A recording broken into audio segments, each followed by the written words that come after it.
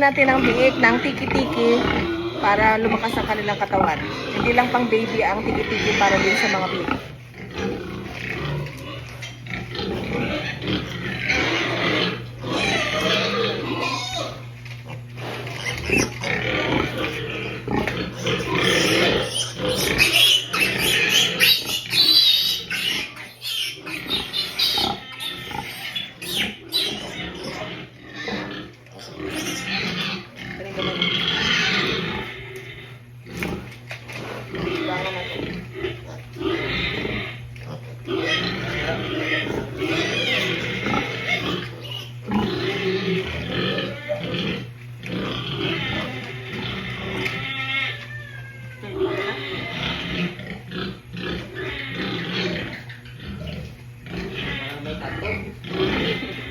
Para matandaan siya.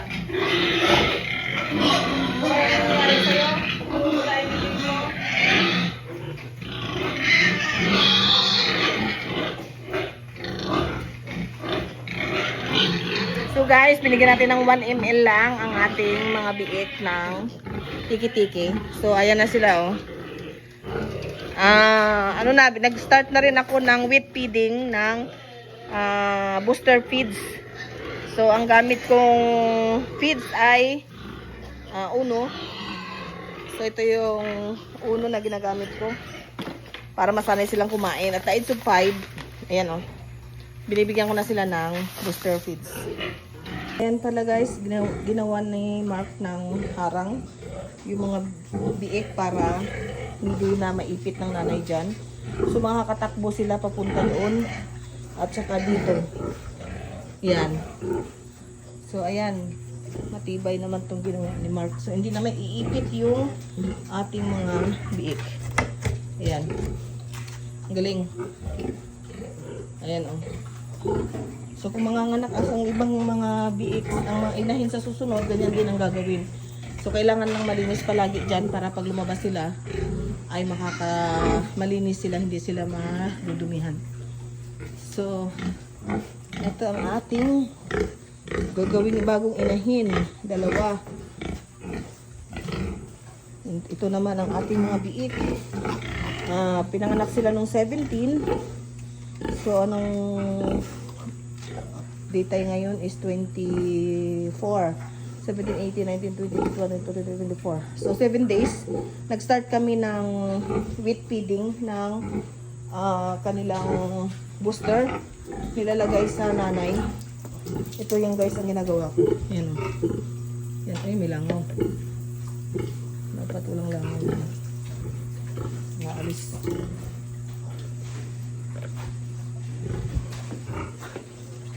So may mga monitor din ako guys sa kanilang kailan sila mga iniay, kailan ang kanilang mga due date, katulad nito.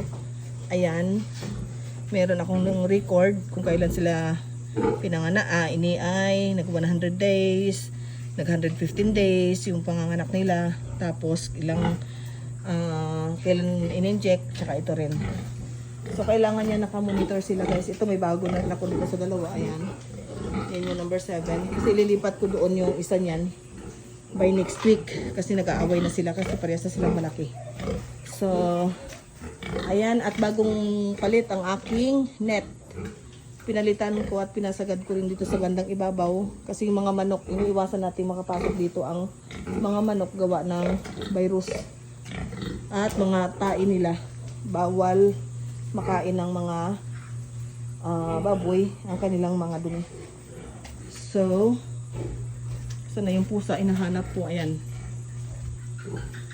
And then, iniipon ko yung sako kasi papalagyan ko yung bagong harang dyan sa ibabaw din. So, ayun guys. Para sa init. Dahil minsan aabot ng sinag ng araw yung dyan. So, ayun guys. Thank you. Bye-bye.